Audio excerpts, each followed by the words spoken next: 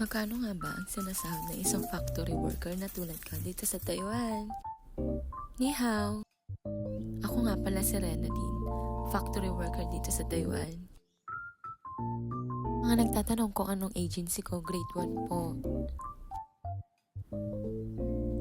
Tara, samahan niyo ako dahil rest day ko, mamimili at mamamasyal tayo mga bi. For the go! Pala, ang sinasakyan namin papuntang Chunglin dito ay train. Walang kahasil-hasil ang transportation dito sa Taiwan, wala akong masabi. Sa Pinas kasi, papasok ang fresh. Uuwi kang dugyot. Mga nagtatanong kung magkano ang sinasahod ko dito sa Taiwan, ito po. 40,768 NT with night differential na po na 4,000 yan. Dahil po sa panggabi ako, 0.77 pag kinumbert natin sa peso ay 72,000 po. Pero may mga mababawas pa dyan. Ang meal allowance, insurance, tax, accommodation fee po. Dahil sa mga nabawasan, ito na lang po ang sasahurin ko.